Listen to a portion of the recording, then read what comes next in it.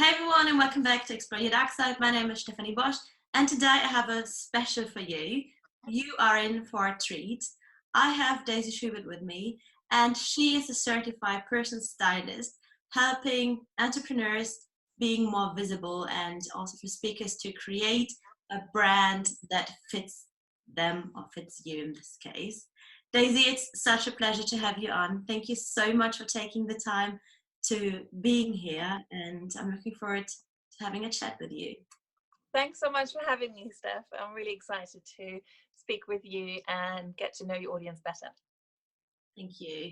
So we had already a brief chat before. I've already seen you around in various groups, and so I know already a bit about you, about what you do. For everyone else who might have not come across yet, or maybe is also a bit scared of this whole topic around personal stylist and getting dressed or getting styled, can you tell us a bit more about what you do and how you got to what you're doing now?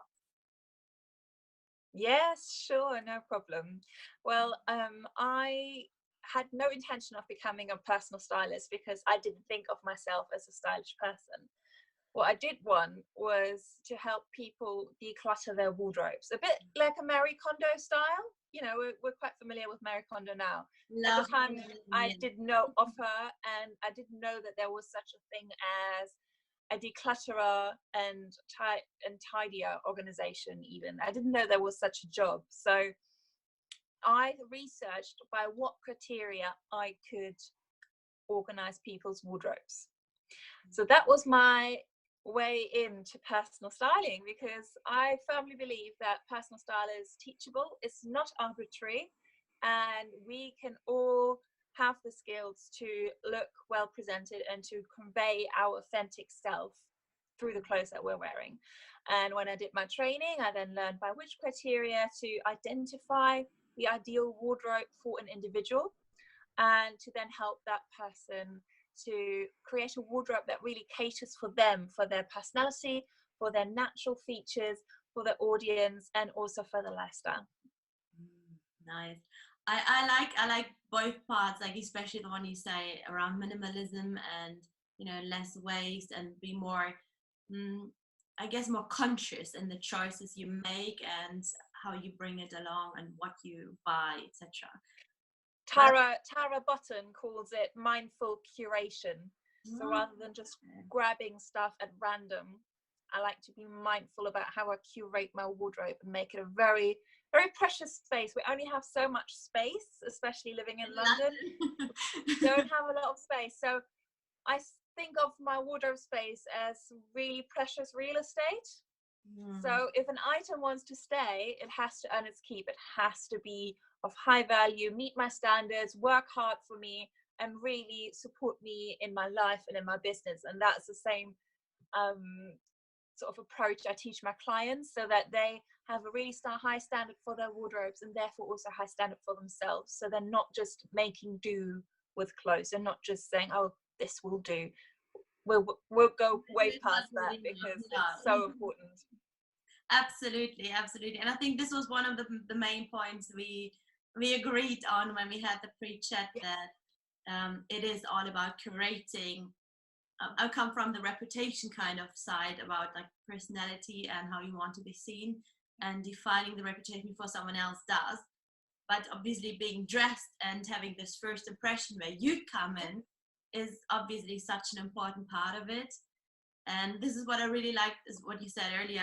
The second point is it's learnable. It's not someone is born with great style and for everyone else it's hopeless. So I really like this point.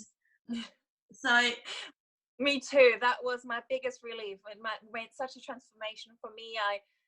My mum didn't teach me how to, look stylish, and it just I just kept myself safe but not authentic. So within the parameters of what I perceived to be acceptable wear, but that was not necessarily natural to me. And once I learned, just out of the sheer intention to organize wardrobes or to declutter wardrobes, I actually learned all of those skills for myself and was able to make a massive transformation, massive shift in my own way of looking at myself, looking at my wardrobe, and changing that up so that it's genuinely authentic and where I'm not hiding anymore, but I'm actually showing up as who I am. Love that, absolutely. And I think also what you already said, like this not hiding anymore behind, standard clothing or whatever it might be.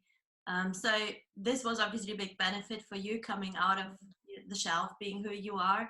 What else changed for you? What were the benefits of, raising the standards of your own wardrobe?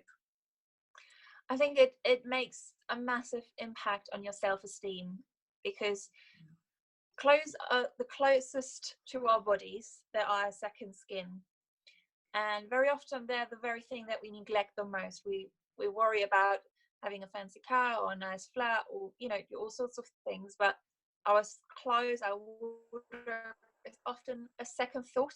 When we develop in our business, we might be worried about having a good website. We might be worried about having a good headshots. We might be taken on an accountant or a virtual assistant, because we are progressing in our business. We're growing. We're investing in our personal development on so many levels.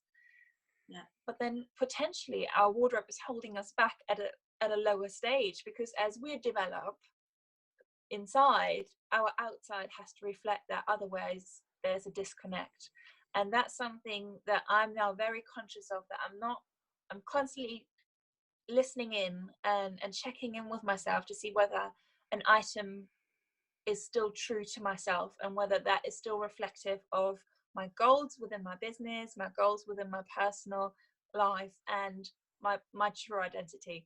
So having that in balance then gives me that extra level of confidence, and also the freedom of not having to think about what to wear. So it becomes a weight off your shoulder, because there is no discrepancy, which sometimes subconsciously can keep us awake at night. We wouldn't admit it, that is clothes that worry us. But I think we all know this feeling of full wardrobe and nothing to wear, and exactly, and then that fear and that insecurity of, okay, I have to wear something, but I know it's not quite right, so I feel like an imposter because surely the others will notice. And having all of that taken away is an immense emotional relief, because you can actually focus on your job. I can focus on the people I'm serving. I can really create brilliant content for my client, give them the support that they need, the accountability and the reassurance that they need, because I don't have to worry about how I'm showing up. That is sorted. That's no longer a worry on my mind. I like that. I really do like that. And I think really for me, it's all about, as I said earlier, I'm quite a lazy person, but I love efficiency. So for me, it's all about making things as easy as possible and as easily doable as possible. Yes. And I love that, especially when you say being able to show up and fully concentrate on what you deliver, rather than worrying about whether it suits you, whether it's comfortable, or any other. Yeah. And even in the run up to an event, that's often, speaking to my clients, that's often the one biggest mental block that stops them from focusing on the more important things, like practicing your talk, getting it ready, thinking about your audience, really delivering that value. But you're held back because you're still frantic about what you want to wear. Because it's important, but you're just lost because you haven't learned yet which standards to set for yourself, and what kind of criteria your clothes have to meet for them to be an asset to your business, just like your laptop would be, or just like your the software that you're using. There's so many things that we invest in, but so I think of my wardrobe as a business asset. It serves me to be a better entrepreneur. I like that, and I think it's so true. And for me, was at a key moment when I was an entrepreneur, coming from background banking. So obviously I was always very well dressed in, like, you know, at Deutsche Bank, obviously very high dress standards. So heels and, you know, like proper business attire. And when I started my own business, and I mean, I don't really fit the dress code, so, but I still tried to dress appropriately. Yes. And then I remember I walked into, it was a fair, and I can't remember which it was, but it was in London, and I just showed up as I would be on everyday life. So I was wearing yellow cowboy boots with like flowers on it, a blue dress, and a yellow, like, snaky leathery bag. And so many people came to me and were like, oh my God, I love this, because obviously there was a different energy around me showing up. And I just realized, like, oh, hang on, you know, dress code might not always be appropriate to what is expected, I guess, in which kind of environment. Yes. And you said, sorry? You go on. I think what you said, and this was really interesting for me, was having a brand or helping people at what you do in showing up as their authentic selves, but also enhancing their features. And, you know, finding a style that is them, but is suitable also to their looks, I guess. You know, you want to improve how people show up and how people look. So what would you, or how do you help people finding out what is right for them? Well, I use three tools to create your unique style profile, your USP. We normally know it as unique selling point, but this is your USP. I like that, yeah. Your unique style profile, and that is a combination of your personal coloring, which is 1 out of 4. It's very black and white. Excuse the pun, but color. We all love a bit of like stereotyping. But color can be a wonderful pillar that keeps you safe and very much within the rules of color, because there's not much room for flexibility, which is brilliant because it can give you that support and that security and that sense of, okay, this is a constant in my life. This is something I can build on, where I can feel safe and secure, because it won't change. It won't be influenced by fashion, by trends, by seasons, by how old I am, by, you know, anything. You know, our pigments, our DNA, it is what it is. So what harmonizes with those features is what it is. So that's quite a safe core part of your identity. And understanding your own natural features and which colors harmonize with that will then be the core of your wardrobe. So that will then allow everything to match with each other, everything to always look great on you, which is a dream. And for you to really feel radiant, confident, and, you know, you look harmonious, and that creates trustworthiness in your clients, in the people you're speaking to, because there's no discrepancy again between what they see and what you're wearing. So that's point 1 of the USP, your unique style profile, is color. Then the other one is your body shape, your line, your scale, your proportions. So everything that has to do with creating an optical illusion about your shape. So it's really for you to feel comfortable in what you see in the mirror. So, for example, I always use the example of someone with wider hips than shoulders. There's nothing wrong with having wider hips and shoulders. Like, I don't think we should have to subscribe to one particular body type at all. You know, it's so important to embrace to embrace your own beauty. But if you then added like a pair of trousers with flappy pockets to those hips, you'd look in the mirror and you're thinking, oh my goodness, this is outside of proportion, this is too much, you know, I look odd. Not because your hips are wider than your shoulders, but you're adding a garment that makes it even more. Yeah, you enhance not the parts you want to enhance, no? Right? So it's not about hiding the wider hips, it's about just not making you feel uncomfortable by what you're seeing in the mirror. It doesn't matter what other people think of your body. I don't think that is relevant at all. What's important is what you see in the mirror and how you react to that. And usually what all of us like is a balanced proportions. That's where we feel comfortable. no matter what size, no matter what shape, and that is achievable through body shape awareness. And that, again, I'm making this point really, you know, I really want to make this point that it's not about all of us looking like, you know, like top models in a size 0. I don't subscribe to that at all. And it's merely that for us to look in the mirror and feel comfortable with what we see.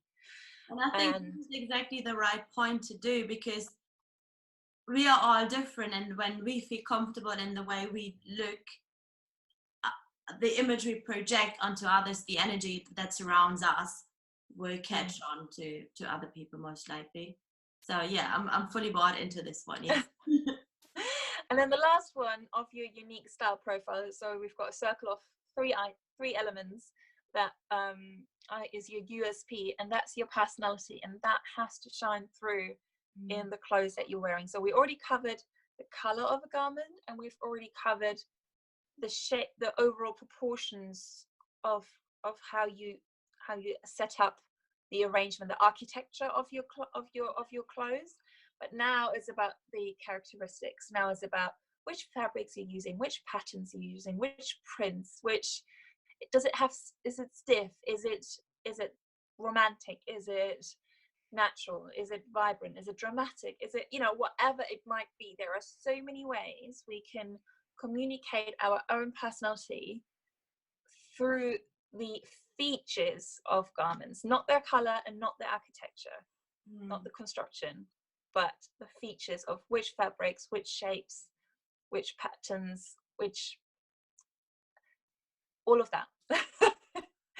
And then once we have that as our, you know, all those three together, then our non-negotiables. They're then the big standard that we set. Any item that once its place in our wardrobe has said, well, it's filtered through, is it my color, is it my body shape, is it my style personality? And if not, well then, sorry, you're not going to make it. You are dismissed. Yeah. Yes. You're fired. So I mean, your target audience are entrepreneurs, speakers, and mine are like leaders. What all of those have in common is they are change makers. They are leading through uncertainty often. So I think it's very important that they show up in a very more precise way that is helping them to deliver the message. So your USP approach does make a lot of sense, but I can already hear people commenting, oh my God, that sounds as it would take incredibly amounts of time to get it done. So how long would it need for us to take to improve our own style, given we're all very busy? Very busy, yes.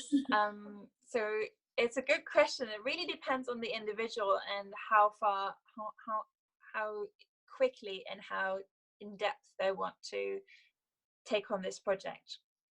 So I would run all those three over three sessions, and do a lot of mindset work on the side as well with that. So my most popular program is a 3-month package where we gradually allow first color to happen and then to settle, so that we get used to the colors that work for us, and then deal with the next step, and then deal with the next step, so that by the end we've actually been shopping, we've created the outfits for specific events, for specific meetings that you have coming up, to not only think about your own unique style profile, but also, and this is the second step, to think about what you want your audience to perceive about you, what you want them to think about you after you left the room. Imagine you went on stage, or you went into a meeting, and for the most random reason, I don't know, you suddenly went mute, and there was nothing for you to be able to communicate. So all people would see is your outfit. What would they think of you? What conclusions would they draw from what they see to conclude about you, your brand, your personality, your values, what you stand for, and what you were planning to say to them? And that is something we can adjust. Once we know our USP, we can then twiggle that to adjust, whether we're in a boardroom, whether we have to be the thought leader and the authority and, you know, get others to follow suit, or whether we are at a networking meeting where we want to blend in, be part of the team, you know, be a trusted advisor, be on a more mellow relationship. So depending on the relationship we want with our audience, depending on what we want them to perceive or think of us, that will then influence how we adjust that USP that we already identified. So this means, or even if I have defined everything I should be wearing, it doesn't mean it has to be boring. I can still spice things up and dress it up and dress it down. Exactly. Right? So I've got a denim jacket as much as a black blazer, right? So I can have the very same outfit underneath, but the moment I put the denim jacket on, I'm much more casual. And the moment I put on the black blazer, I've elevated it. Why? There is elements of the fabric, right? We associate certain things with denim. It is what it is. It's how our culture has programmed us. So the moment we see denim, we don't associate the corporate business world with that fabric. We just don't. Whereas if we're seeing a tailored blazer, the moment we're seeing tailoring, we are programmed to associate professionalism with it. It is all those subconscious things that your audience will perceive that we can think about in advance rather than leaving it to chance. Absolutely. And I think, I mean, this is all around this whole aspect of reputation and defining what others think of you before they do. So having the control about how you exactly. Want. So you're in charge of what your first impression is, rather than leaving that to chance. Absolutely. And yeah. My dog just started barking. Yeah, I think, and it does fit quite nicely also with what I do, and why I was like really keen to get you on, because I think, I mean, I focus on the dark side when we no longer are aware and kind of like lose it all and then ruin our reputation. But obviously, to build it up in the first place is where you come in, and where people, would just like, I mean, there's only one chance for a first impression. It is. When they're lucky, there might be a second one, but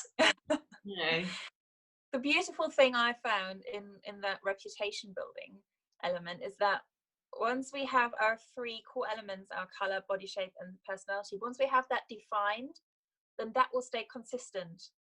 So we don't only have an authentic self, because any adjustment to that will stay within the realm of our USB, but we're also consistent because everything will reflect our USP. My denim jacket just as much says Daisy as my black blazer says Daisy, because of the way I've chosen it. Yeah, exactly. And the style it has, I mean, there is exactly, so it's still my USP. Both items scream Daisy. But they're still for a different audience, but they're still consistent and authentic. I'm just adjusting the purpose. What do I want each of them to do for me?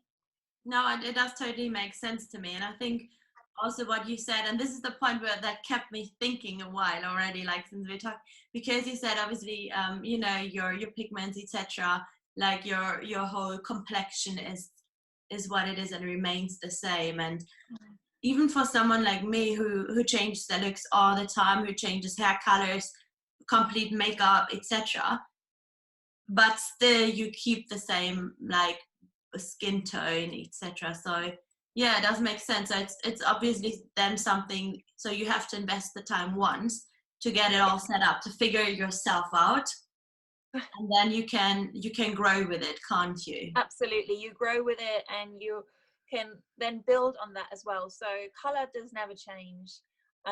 Body shape can change a little bit. You might, it depends, not so much due to weight fluctuation at all. So if you're a size 8 and you're a pear shape, or you're size 18 and you're pear shape, it is what it is. It's not about the padding, but it's about your bone structure and how your proportions are. They just are what they are. So it's more lifestyle changes, drastic differences. For example, a lot of women that have had children, that's when their bodies change drastically. So that's then might be a point where you would want to refresh a body shape session just to be back on track with it.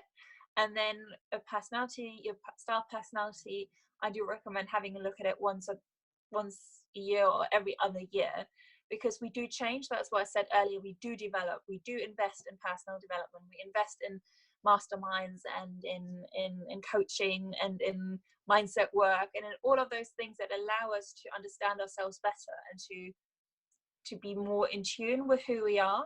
So every time we are closer to who we are, then looking back at our style personality, it might not have changed, but just to be back in tune and say that, yes, this is exactly who I am and this is how I want to portray it as well. I mean, I think like personality in general is tends to be stable. So I think if you understand who you are, it might be not changing. But I think the point is exactly what you said, is how much have I grown, and is it still a reflection of who I am? Because I mean, we might have, as I said, it's quite stable. So we have like the same preferences for behavior, but we obviously don't have to act on it. So we can obviously grow into a person. And I think this is really interesting also, to define the reputation in this kind of context of saying, who do I need to become, as who do I need to show up in order to be seen as the person that can deliver. And I think this is where, I would, sorry, I had to be a bit geeky about this one. But I think this is where I would fully agree with, like, check in whether you're still on the right track on managing your reputation, because even if you might feel like differently, but I think we might be quite the same person inside out. Having said that, I truly believe that most people have no clue who they are. So, and interestingly, I only started my self-development journey after I did my course, after I had all the training done to me. So that was for me the catalyst to then say, well, I'm actually not the person who dresses beige head to toe. So who am I then, if actually I'm attracted to all this other stuff? And I realized, no, actually I'm allowed to, wear red lipstick and bright glasses. Then who is the person who is attracted to that, right? So for me, it was a massive catalyst to then get going, but I just had to overcome that first step, and that was more by accident than by design, and I'm so grateful for it, and I would never want to go back. But you know what I really love about what you just said, because it's it says you have always been this person who was attracted to these kind of things. So it was kind of stable, but you had to grow into the person to overcome it. So I think this is where really interesting, like this, having this reflection piece of who are you, who do you want to be seen as, and how can you then create this persona from a style perspective. I really love that. Yes, I do.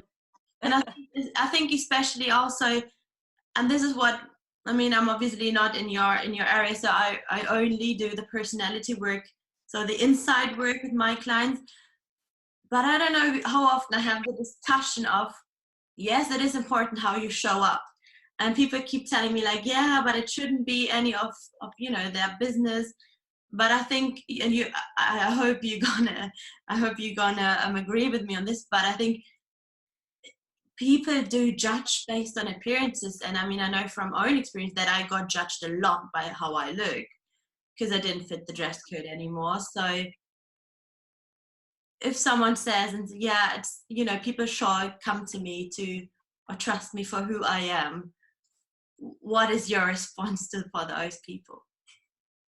Well, in an ideal world, then that would be great. If we were all blind, if the whole world was blind, how many people would you attract, right? So it'd be lovely to not be influenced by what we see. And that's not just our clothes, but that's also what we hear, someone's accent. We put them immediately into a social box of some sort. Yes. We try to put them into something we know. Yes. So that's why I'm saying it would be lovely if we didn't. But the reality is that it takes just 1/10 of a second to make a first impression. And the most detectable traits are trustworthiness and attractiveness. So that's what we detect the quickest. Yeah. So I don't believe that people should judge others by what's, a book by the cover. I wish nobody did that to me. I try not to do it for others. But we have to accept that we are hardwired as humans to do that.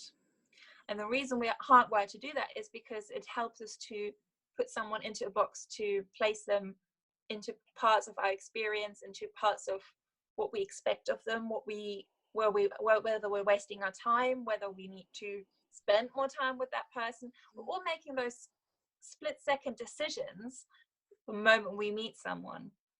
And that's merely in human nature, that we've been programmed by our society to say, well, we associate pink with girls and we associate red with dynamic, and those are all things that are not natural, but we have been trained. So if we would be more scared to see someone on the street who's wearing a hoodie than someone who's wearing a full-on suit.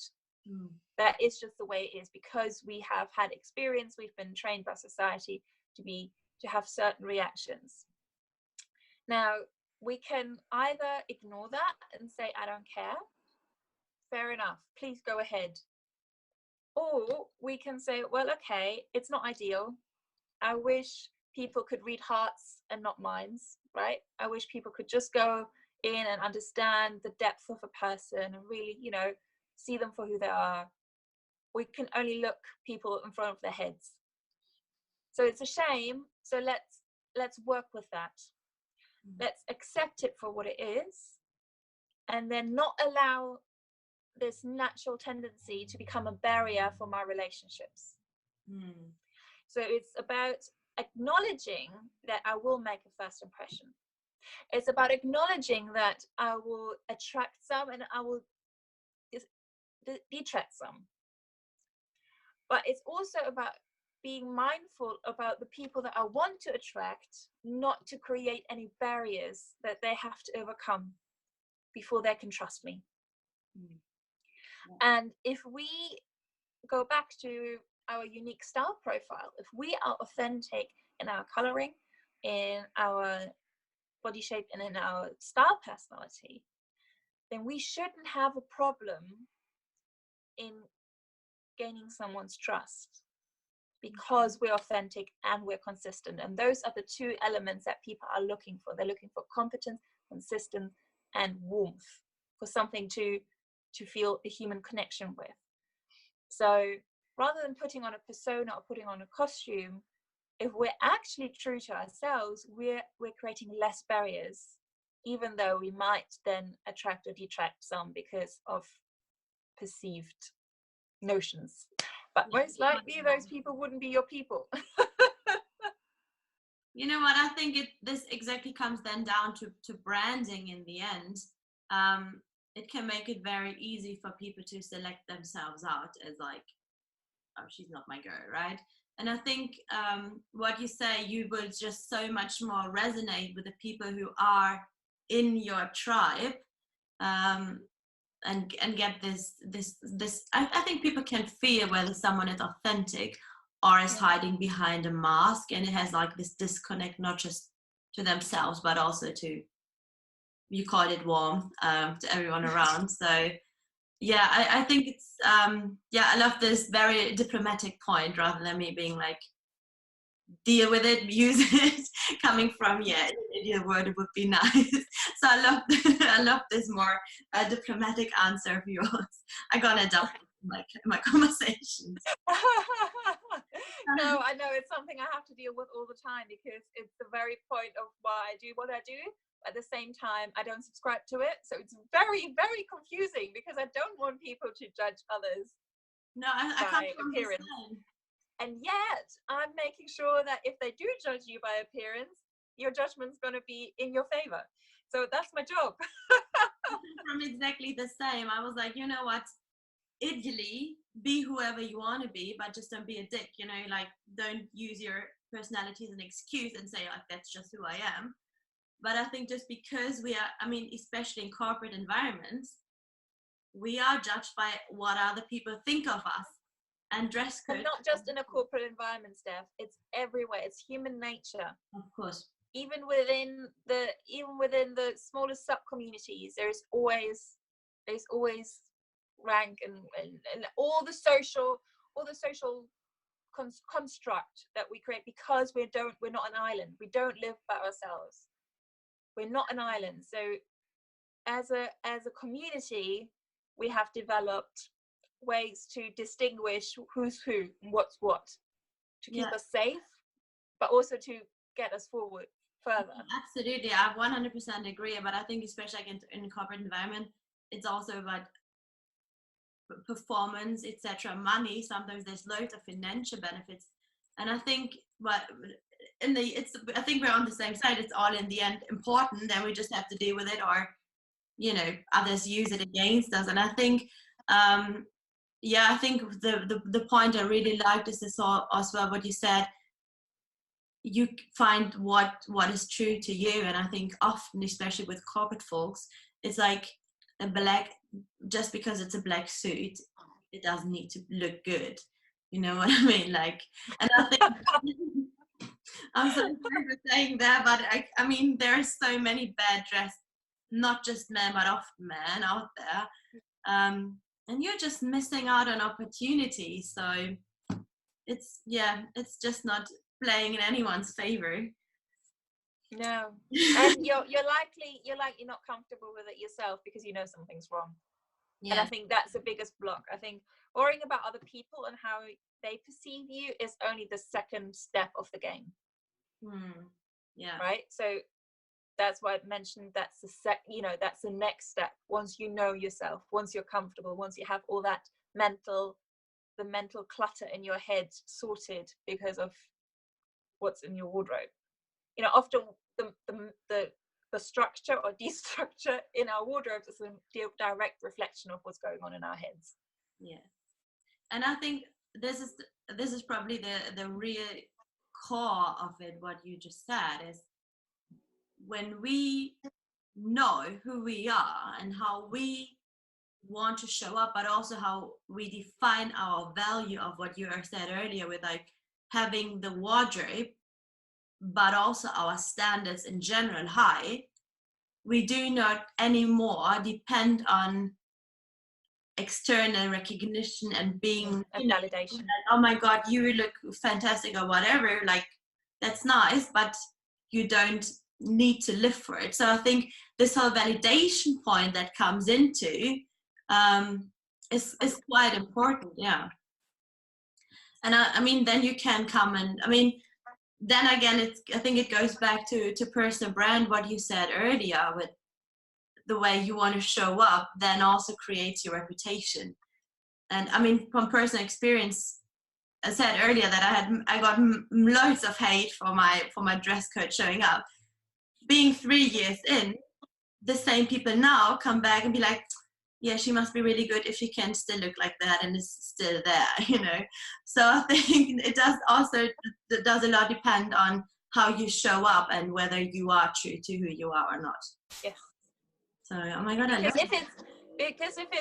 you're just dressing to please others, purely to please others. So if we're not taking in the USP, but we're only worried about our audience without knowing who we are and what we need, then we're constantly putting on a costume depending on which theatre we're playing at.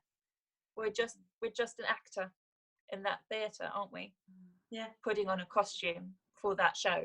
Being dragged on stage rather than, sitting back and watching a nice play. Yes. Exactly. So then if we're then only looking at the audience thinking, okay, what's my intention for this? Oh, I want to cause outrage, or I want to be provocative, I want to be this, I want to be this, but it's not yourself, you're just doing it as a mask, as a costume, well then that will only be fleeting, and that that's why then you won't stick around and it won't be authentic. I couldn't say it better, because we all need to ditch the mask and show up as our true selves. So one point I really would like to make, and I say this because I think I mean, this is important, I think, for loads of people who want to work with someone. And I said this to you earlier, this was one of the reasons why I wanted you to get on the show, like when we had a pre-chat. I feel also it's important to get a partner who is not judgmental. And I feel like this is important to mention when people want to work with you. You are not going in there to judge their wardrobe and how they have shown up so far, but really are there to support them, help them on their mission. And yeah, so if people want to work with you in this way, what's the best way to contact you? You already mentioned your 3 months program. Is that ongoing, or is there like a certain start date for it, or how does that work? It's an ongoing session. So at the moment I have capacity to take on clients for the 3 months. If that's something you'd like to look into, you can check my website, which is, may I tell your audience my website? Yes, please. And I'm going to link it also down below with any other links how they can follow you. Amazing. Yes. So it's daisyschubert.co.uk. So that's Daisy like the flower, Schubert like the composer, and co.uk like the country. And then / personal styling consultancy. And there you'll find reasons why you might want to work with me, just to check whether that resonates with you, like to see whether we might be a good fit, and also the different packages of whether we want to work together just for 1 day or doing 3 months or a year. So depending on where you're at and where you want to go, having your goals very clear in mind is super important, because I want it to be measurable and something that you can have realistic outcomes as well. Nice. And also because most are like not necessarily most, but a good part of the audience watching at the moment, LinkedIn is more English speaking, but especially YouTube is loads of German folks, so you can also deliver all of this in German, right? So you're available for English and for German. So yeah, just to let people know, because I think it's important to get someone on who comes in without an attitude of like, no, that's not working, and not being judged, but rather having someone like you on who's a partner in crime in this.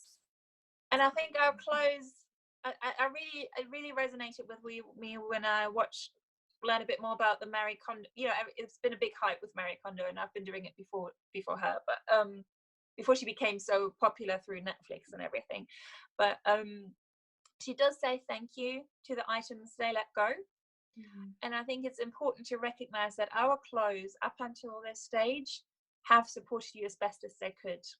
Yeah. You make the choices for what you've allowed into your wardrobe, either out of desperation or because you're clueless, or because you thought that was your best shot, or because someone else told you that this would look great because it looks great on them. So that there's no reason why you should feel bad about what's in your wardrobe right now. Those pieces have supported you up until now. We have to be grateful for the work they've done, and just say, okay, this is great. How can we build on this? What we already have in your wardrobe tell us about you? Because at some point you must have liked it. There must have been a reason why you bought it, why you allowed it in. And even if it's not hitting your new standard, it used to hit your old standard. So that already tells me a lot about you, about your values, about what you like, what you dislike. So I see your existing wardrobe as something that tells me about you, that's telling a story, that's narrating your past and your journey and where you've been. And there's nothing to be ashamed of, because that's your legacy.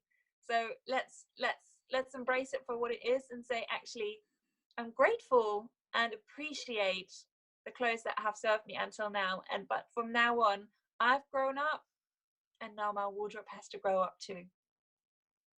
So for everyone who didn't believe me with non-judgmental, there we go. No, I really love this, and I will get people in touch with you if there's some, because I think what we do is so closely related to the same cause, but also the same messages, the same mission.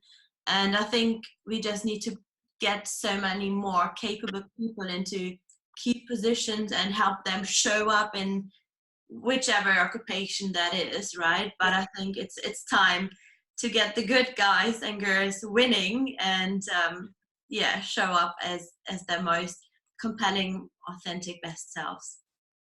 So Absolutely.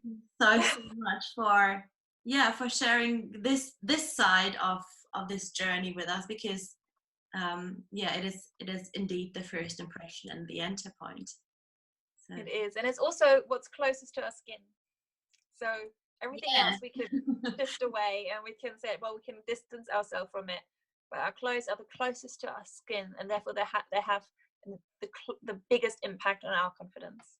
Yes, absolutely.